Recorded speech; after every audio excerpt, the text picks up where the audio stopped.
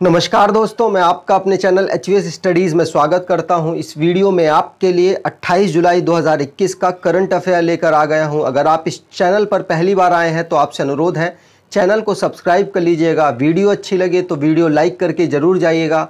Last में आपके लिए एक क्विज़ रखा है, उस क्विज़ को ज़रूर अटेम्प्ट कीजिएगा। चलिए बात कर लेते हैं लास्ट डे के क्विज़ की। तो मैंने लास्ट डे आपसे पूछा था रुद्रेश्वर टेम्पल, जिसको 39th UNESCO world heritage site बना दिया गया है, वो किस राज्य का है? तो वो है तेलंगाना राज्य का। चलिए बात करते हैं आज के क्वेश्चन की, आज के करंट अफेयर की। तो पहला क्वेश्चन है, world hepatitis day celebrates on. Answer हो जाएगा 28 जुलाई को हम वर्ल्ड हेपेटाइटिस डे मनाते हैं, क्योंकि ये एक लिवर की बीमारी है, वायरस से होने वाली बीमारी है। ये आपका साइंस का क्वेश्चन भी हो जाता है कि हेपेटाइटिस जो है वो लिवर की बीमारी है और वायरस वाली बीमारी है। इसके कुछ अलग अलग वायरसेस हैं, जैसे कि A, B, C, D, E, लेकिन B और C बहुत ज़्यादा डेंजरस है और उसको क्योर करने के लिए बहुत ज़्यादा रिसर्चें वगैरह चल रही हैं और वो चलती रहेंगी। लेकिन बात कर ले, वर्ल्ड हेल्थ ऑर्गेनाइजेशन इसको सेलिब्रेट करता है 28 जुलाई को। 28 जुलाई अब यहां पर आया है वर्ल्ड हेल्थ ऑर्गेनाइजेशन, तो उसके बारे में बात करें तो 7 अप्रैल 1948 को डेवलपमेंट हुआ था वर्ल्ड हेल्थ ऑर्गेनाइजेशन, WHO का। हेडक्वार्टर इनका है जिनेवा, स्विट्जरलैंड में। हेड है इनके टेड्रोस अधनम, जो कि इथोपिया देश से बिलोंग करते हैं। चलिए बात करते हैं, कुछ करंट अफेयर रिवाइज कर लेते हैं अपने लास्ट मंथ के। देखिए 17 जून को मनाया जाता है world day to combat desertification and drought, और 18 को मनाया जाता है, 18 जून को मनाया जाता है इंटरनेशनल पिकनिक डे। 19 जून को मनाया जाता है world sickle cell awareness day. 20 जून को वर्ल्ड रिफ्यूजी डे। 21 जून को world hydrography day, international yoga day, world father day और वर्ल्ड म्यूजिक डे 21 जून को मनाया जाता है। बहुत इंपॉर्टेंट डे है ये हमारे लिए। 23 जून की बात करें तो international Olympic day, United nation public service day, international widows day. 26 जून को मनाया जाता है international day against drug abuse, और 30 जून को इंपॉर्टेंट डे है वर्ल्ड एस्ट्रॉइड्स डे, क्षुद्र ग्रह दिवस हिंदी में। चलिए बात करते हैं अगले क्वेश्चन की। तो अगला क्वेश्चन है, which sites inscribed as India's 40 UNESCO world heritage list? Answer हो जाएगा गुजरात की एक साइट है धोलावीरा। धोलावीरा को 40वीं यूनेस्को ने वर्ल्ड हेरिटेज लिस्ट में अपने शामिल कर लिया है। भारत की 40वीं है ये। उसकी आप स्ट्रक्चर देख सकते हैं, ये हड़प्पा साइट है एक। तो हड़प्पा एरा में, हड़प्पा के एक साइट में धोलावीरा पड़ता है। धोलावीरा जो कि गुजरात में है, उसको यूनेस्को ने वर्ल्ड हेरिटेज लिस्ट में शामिल कर लिया है। बात कर ले गुजरात की, तो गुजरात में इस समय टोटल 3 वर्ल्ड हेरिटेज लिस्ट में शामिल हो चुकी हैं। इस जगह कौन कौन सी हैं? चंपानेर जो कि पावागढ़ के पास में है, और रानी का वाव किसमें? पतन के पास में है। आपसे क्वेश्चन पूछूंगा, रानी का वाव जब आ गया है तो ये रानी का जो वाव है वो किस नोट के पीछे है? मतलब 10 के नोट के पीछे है, 20 के नोट के पीछे, जो अभी नए बने हैं वो किस नोट के पीछे रानी का वाव है, आपको बताना है। और बात कर ले थर्ड, तो ये हो गया है कौन सा? धोलावीरा, जो कि हड़प्पा की एक साइट है।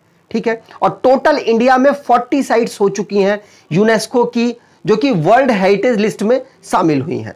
बात कर ले, मैं कुछ यहां पर एक्स्ट्रा इंफॉर्मेशन दे दूं, सबसे ज्यादा साइट्स किसकी हैं? तो इटली देश की सबसे ज्यादा साइट्स हैं, उसके बाद चाइना की सबसे ज्यादा साइट्स हैं। तो मतलब यूनेस्को वर्ल्ड हेरिटेज लिस्ट में टॉप पे कौन है? इटली। सेकंड नंबर पे कौन है? चाइना। आपको ये बात भी याद रखनी है। ये जो अभी हमारी 39th और 40 जो साइट्स को अनाउंस किया गया यूनेस्को के द्वारा, तो ये 44वीं सेशन में इसको अनाउंस किया गया है, जो कि चल कहाँ रहा है? चाइना के फॉन्जू शहर में चल रहा है। ठीक है, चलिए। और अभी जो 39वीं, आपको पता ही होगा, रुद्रेश्वर या फिर रमप्पा टेम्पल अनाउंस की है इन्होंने कुछ दिन पहले, 1-2 दिन पहले। बात कर ले गुजरात की, क्योंकि गुजरात की ये साइट है। तो गुजरात का फॉर्मेशन हुआ था 1 मई 1960 को। कैपिटल है इसकी गांधीनगर। डिस्ट्रिक्ट है 33। गवर्नर है आचार्य देवव्रत। चीफ मिनिस्टर विजय रूपानी है।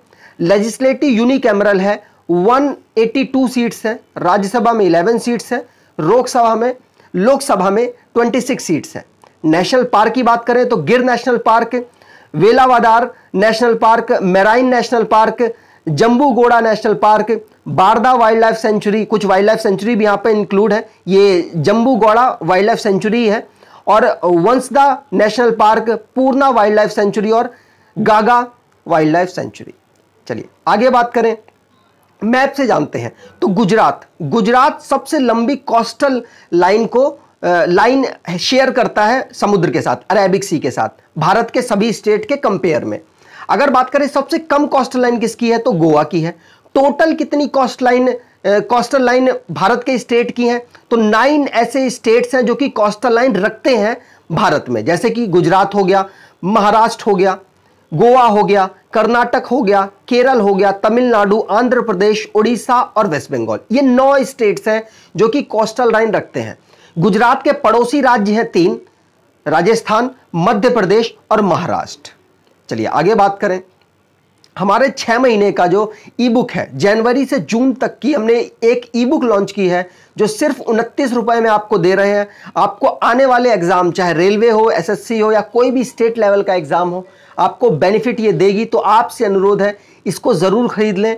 600 क्वेश्चन हैं इसमें, यकीन मानो मोस्ट इंपॉर्टेंट क्वेश्चन हमने सिलेक्ट किए हैं, और कुछ ट्रायल के लिए आपको हमने एक वीडियो भी बना दी है इसके, तो उसे जरूर देखें और अगर आपको इंपॉर्टेंट लगे तो आप उसे जरूर खरीदें। चलिए अगला क्वेश्चन है, who elected as new chief minister of Karnataka. Answer हो जाएगा बसवराज बोमई। इनको नया चीफ मिनिस्टर बीएस येदुरप्पा की जगह पर चुन लिया गया है। अभी बीएस येदुरप्पा ने इस्तीफा दिया है अपना, और उनकी जगह पर वहां के होम मिनिस्टर को, जो कि अभी बीएस येदुरप्पा के समय पर वो होम मिनिस्टर थे कर्नाटक के, वहां के होम मिनिस्टर को अब चीफ मिनिस्टर बना दिया गया है, और ये मोस्ट इंपॉर्टेंट बनता है आपके लिए। आप इनकी तस्वीर देख सकते हैं, ये पुराने चीफ मिनिस्टर हैं। चलिए यहां पर बात कर लेते हैं, जो हमारे एमएलए हैं बसवराज एस बोमई, इनको नया चीफ मिनिस्टर कर्नाटका का चुन लिया गया है। 61 साल की इनकी उम्र है, और बीएस येदुरप्पा को उम्र की वजह से इस्तीफा देना पड़ा, मतलब 78 ईयर के हो चुके थे, इसलिए उन्होंने इस्तीफा दे दिया था। ये 23वें चीफ मिनिस्टर बने हैं। अब आप कहोगे बीएस येदुरप्पा को तो आपने 19th बताया था, तो देखो बीएस येदुरप्पा पहली बार नहीं बने थे, ये जो इससे कार्यकाल पहले वाला सबसे पहली बार वो बने थे 19th सीएम थे, वो मैंने आपको बताया था। और अभी जो ये बने हैं बसवराज एस बोमई, ये 23rd सीएम है कर्नाटका के। आपको ये बात याद रखनी है, होम मिनिस्टर थे इससे पहले और अब ये चीफ मिनिस्टर बन चुके हैं। चलिए बात कर ले कर्नाटका की, तो कर्नाटका का फॉर्मेशन हुआ था 1 नवंबर 1956 को। कैपिटल है इसकी बंगलुरु, डिस्ट्रिक्ट है 31, गवर्नर है थावरचंद गहलोत, चीफ मिनिस्टर है बसवराज बोमई, जो कि अब ये मोस्ट इंपॉर्टेंट बनेंगे और आने वाले एग्जाम में आपसे जरूर पूछे जाएंगे। लेजिस्लेचर इनका बाइकैमरल है, 75 सीट्स हैं इनकी काउंसिल में, और असेंबली में 224 सीट्स हैं, राज्यसभा में 12 सीट्स हैं, लोकसभा में 28 सीट्स हैं। इनके नेशनल पार्क की बात करें तो Anshi national park, Bandipur national park, Bannerghatta national park, Kudremukh national park और नगरहोल नेशनल पार्क, जिसको कि राजीव गांधी नेशनल पार्क भी कहते हैं। चलिए बात करें यहां पे मैप में देख लेते हैं कर्नाटका बाइकैमरल है, तो बाइकैमरल 6 स्टेट्स हैं। कौन कौन सी हैं 6 स्टेट्स? तो उत्तर प्रदेश हो गया, बिहार हो गया, महाराष्ट्र हो गया, कर्नाटका, तेलंगाना और आंध्र प्रदेश। 4 ये और 2 ये है बाइकैमरल। कर्नाटका के पड़ोसी राज्यों की बात करें तो इसके पड़ोसी राज्य गोवा है, महाराष्ट्र है, तेलंगाना, आंध्र प्रदेश, तमिलनाडु और केरल है। चलिए आगे बात करें, अगला क्वेश्चन है, which minister attend SCO defence minister meeting in Tajikistan. Important minister का नहीं है, आप तो पहचान लोगे, डिफेंस मिनिस्टर ही गए होंगे। तो राजनाथ सिंह इस वक्त हैं हमारे डिफेंस मिनिस्टर, उन्होंने ही पार्टिसिपेट किया है। लेकिन आपको ये इंपॉर्टेंट है, SCO डिफेंस मिनिस्टर की जो मीटिंग हो रही है वो कहां हो रही है? वो तजिकिस्तान में हो रही है। आपको ये बात याद रखनी है, और सारी स्टैटिक मैं आगे बताता हूं। देखिए ये उनकी तस्वीर है, ये राजनाथ सिंह की, जिन्होंने पार्टिसिपेट किया है। यहां पर वही सेम चीज मैंने बता रखी है। डिफेंस मिनिस्टर की जो मीटिंग है, संघाई SCO की फुल फॉर्म है संघाई कॉर्पोरेशन ऑर्गेनाइजेशन, उनके मेंबरों की मीटिंग चल रही है। कहां पर? तजिकिस्तान की कैपिटल दुशांबे में। वहां पर ये पार्टिसिपेट करने गए थे।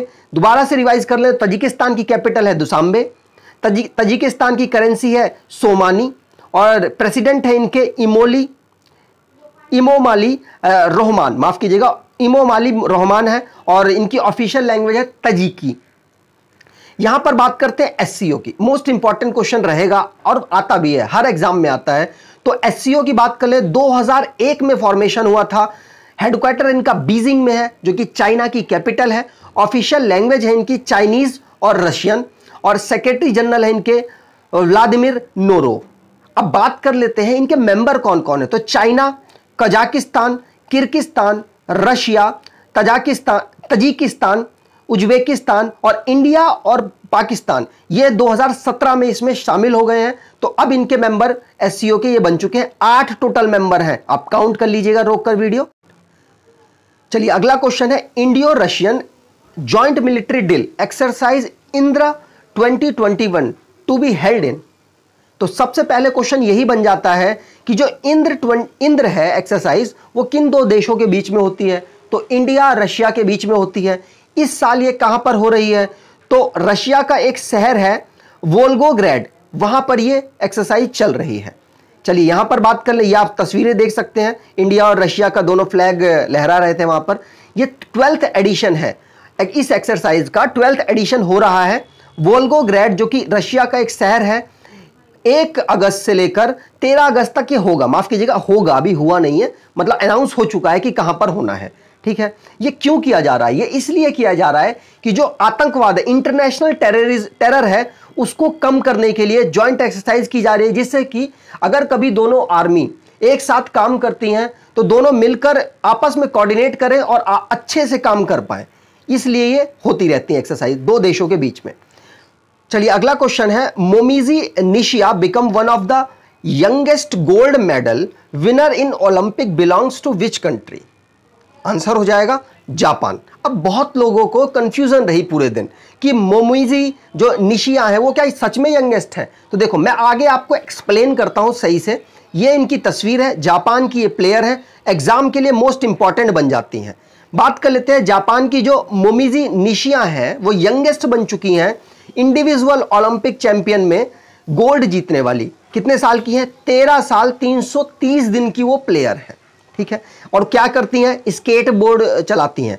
अब बात यहां पे आप देख सकते हैं। तो आपको अब बता देता हूं, आपका कंफ्यूजन दूर करता हूं। यंगेस्ट तो ये है, स्केट बोर्ड जो गेम होता है उसके लिए यंगेस्ट है, लेकिन जो पूरा ओलंपिक ओवरऑल ओलंपिक है उसमें ये यंगेस्ट नहीं है, क्योंकि 1936 में एक गेम हुआ था डाइविंग का, उसमें बर्लिन में गेम हुआ था 1936 वाला, उसमें यूएसए की प्लेयर थी मर्जोरी गेस्ट्रिंग, वो नंबर 1 थी, मतलब वो यंगेस्ट है। क्यों? वो 13 ईयर 268 डेज की हैं और ये 13 ईयर 330 डेज की है, मतलब काफी डिफरेंस है। तो यंगेस्ट ये है ओवरऑल, लेकिन अपने गेम में ये यंगेस्ट है। ठीक है, चलिए आगे बात करें। अगला क्वेश्चन है, government to set up centre for animation visual effect gaming help which university college. मतलब ये है कि गवर्नमेंट ने अनाउंस किया है कि वो एनिमेशन, विजुअल इफेक्ट, गेमिंग ये सारे एक बनाने वाले हैं, सेंटर बनाने वाले हैं। तो किस यूनिवर्सिटी या कॉलेज उसको मदद करेगा? तो आंसर हो जाएगा आईआईटी मुंबई इस काम में मदद करने वाला है। लेकिन आपको बता दूं, सिर्फ अभी अनाउंसमेंट हुई है, ये आप देख सकते हैं, हमारे खेल मंत्री हैं, इन्होंने अभी राज्यसभा में अनाउंस किया है और अब देखते हैं कब तक बनेगा। लेकिन इस काम में आईआईटी मुंबई इनकी मदद करने वाला है। मैं आपको बता दूं, हमारे भारत देश में टोटल आईआईटी कितनी है? तो 23 है। और सबसे पहली वाली आईआईटी कौन थी? तो आईआईटी खड़गपुर सबसे पहली वाली आईआईटी थी। चलिए आगे बात करें। अगला क्वेश्चन है, which city becomes India's first city to provide quality drinking tap water? Answer हो जाएगा पुरी जो सिटी है, वहां के जो हेड है उन्होंने अनाउंस कर दिया है कि यहां पर अब 24 घंटे पानी आएगा, आप टैप से निकाले शुद्ध पानी होगा, आपको कोई आरओ या फिर कोई भी स्टोर करने की जरूरत नहीं पड़ेगी। यहां पर मैंने वही लिखा हुआ है, जो पुरी है वो हमारे भारत देश का पहला एक सिटी बन चुका है जो कि 24 घंटे पानी देने वाला है आपको, और कभी भी नल खोलो पानी आएगा, कोई स्टोर करने की जरूरत नहीं है, कोई एक्वागार्ड या कोई भी गार्ड लगाने की जरूरत नहीं है, कोई भी साफ करने वाली मशीन लगाने की जरूरत नहीं है। ये 24 घंटे आपको साफ पानी प्रोवाइड कराने वाले हैं। पहली सिटी बन चुकी है तो इंपॉर्टेंट आपके लिए बन जाती है। बात करें ओडिशा की, तो ओडिशा के चीफ मिनिस्टर हैं नवीन पटनायक, गवर्नर हैं गणेशी लाल।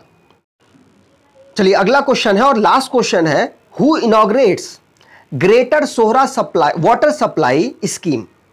आंसर हो जाएगा अमित शाह ने greater Sohra water supply scheme को चीफ मिनिस्टर मेघालय के साथ मिलकर इनॉग्रेट किया है। ये आप तस्वीर देख सकते हैं, ये इनॉग्रेशन की तस्वीर है। यहां पर बात कर ले, ये एक हिल है खासी, मेघालय की खासी हिल्स, उसमें एक सोहरा जगह है, वहां पर ये स्कीम लॉन्च की गई है। ये वाटर सप्लाई को बेस्ट बनाने के लिए, मेघालय में वाटर सप्लाई को बेस्ट बनाने के लिए ये स्कीम लॉन्च की गई है। किसने लॉन्च की है? तो अमित शाह के साथ के कॉनराड संगमा, जो कि उनके चीफ मिनिस्टर हैं, किनके? मेघालय के। चलिए मैप में थोड़ा सा जान लेते हैं। मेघालय बांग्लादेश के साथ अपनी इंटरनेशनल बाउंड्री टच करता है, असम के साथ अपनी बाउंड्री टच करता है इंडिया के अंदर, और कोई भी स्टेट नहीं है जिसके साथ ये अपनी बाउंड्री टच कर रहा है, ये भी आपको ध्यान रखना है। तो इस समय भारत के 2 ही राज्य ऐसे हैं जो कि सिर्फ एक स्टेट के साथ अपनी बाउंड्री टच कर रहे हैं। कौन है? मेघालय हो गया और सिक्किम हो गया। सिक्किम सिर्फ वेस्ट बंगाल के साथ अपनी बाउंड्री को टच कर रहा है।